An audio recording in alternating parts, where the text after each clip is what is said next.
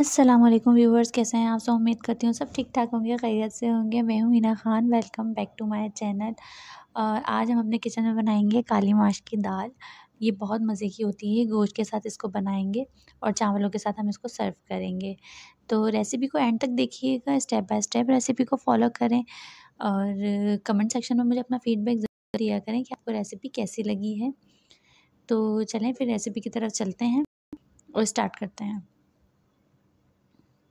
सबसे पहले मैंने 1 किलो के करीब काले माश की दाल ले ली है। इसको वॉश करके मैंने भिगो दिया और इसको आधे घंटे के लिए आप भिगो देंगे। अच्छा, इसको भिगोने के बाद हम एक साइड पे रख देंगे और कुकर के अंदर हम बनाएंगे क्योंकि इसको गलने में टाइम लगता है। तो सबसे पहले हम एक कुकर ले लेंगे। कुकर के अंदर हम कुकिंग ऑयल ऐड करेंगे। 1 पाव के करीब मैंने ऑयल ऐड किया है इसमें। अब मैं इसके अंदर बारीक कटी हुई प्याज ऐड कर दूँगी।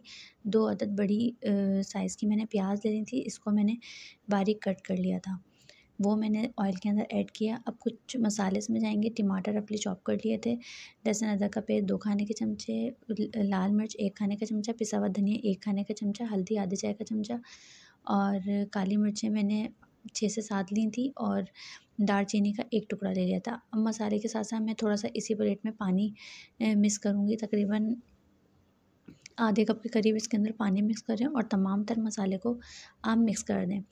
इसके बाद मैं इसमें तकरीबन 3 पाव के करीब गोश्त लिया है। बिल्कुल सादा गोश्त नहीं लिएगा, थोड़ा फैट भी हो। अगर आप हड्डी वाला भी यूज़ करना चाहते हैं तो कर लें। मेरा थोड़ी हड्डी वाला ही था गोश्त, तो वो मैंने इसमें ऐड कर दिया और मिक्स कर दिया है।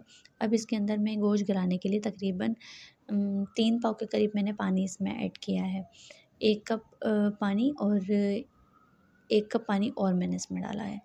ठीक है, अब मैं कुकर को रख दूँगी तकरीबन आधे घंटे के लिए ताकि गोश्त गल जाए अच्छी तरीके से। दूसरे स्टेप पर आते हैं। इसके लिए आपको चटनी चाहिए होगी। चटनी अब हम इसकी कर लेते हैं। चटनी के लिए तकरीबन 1 पूरा मैंने लहसुन ले लिया, इसको छील लिया है। 1 खाने का चमचा ज़ीरा और 15 से 20 लाल साबुत मिर्चें आप ले लें और इसको ब्लेंडर में ऐड कर दें और इसके अंदर थोड़ा-सा पानी भी ऐड कर दें ताकि ये अच्छे से पिस जाए। ठीक है, इसको बारीक कर लेगा। अच्छा, इस चटनी की जितनी ज़रूरत होगी आप उतनी ही ऐड करेंगे फिर बाद में। ठीक है। अच्छा, गोश्त गल चुका था। मैंने दूसरे पतीले में इसको शिफ्ट कर दिया क्योंकि कुकर के अंदर मुझे अभी और प्रोसेस करना है, तो इसलिए मैंने दूसरे पतीले में इसको शिफ्ट कर दिया था। अब गले पे गोश्त की मैं भुनाई कर लूँगी अच्छी तरीके से और इसको साइड में कर दूँगी। कुकर के अंदर मैं ऐड करूँगी जो मैंने काले माश की दाल भिगोई हुई थी, वो मैं इसमें ऐड कर दूँगी तमाम तर। अब इसको गलाएंगे हम कुकर के अंदर और तकरीबन 1.5 लीटर के करीब मैंने पानी ऐड किया है ताकि दाल अच्छी तरीके से गल जाए। दाल को मैंने 15 से 20 मिनट कुकर में रखा था तकरीबन। ठीक है, आप लोग टाइम नोट कर लीजिएगा।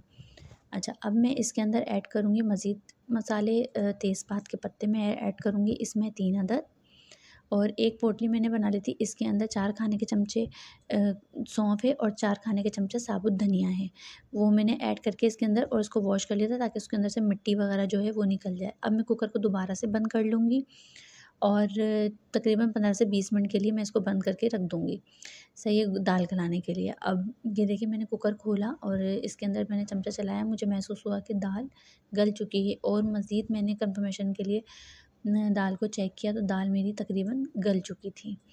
तो अब मैं इसके अंदर मसाले ऐड करूँगी जो भी हमने तैयार किए हुए थे। पहले गोश्त का सालन जो हमने बनाया था, भुना था मसाला वगैरह, वो मैंने दाल के अंदर ऐड कर लिया है और इसको मिक्स कर लूँगी।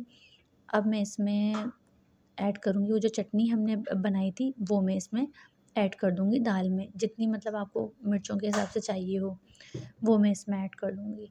अब ऊपर से चूल्हा आप खुले ही रहने दिएगा। अब मैं ऊपर से अदरक बारीक कटी हुई और 15 से 20 हरी मिर्चें मैं इसमें ऐड। बस अब मज़ीद इसमें कुछ नहीं करना, दाल हमारी तैयार है। अगर आपको और मज़ीद इसको पकाना है तो आप लोग पका सकते हैं।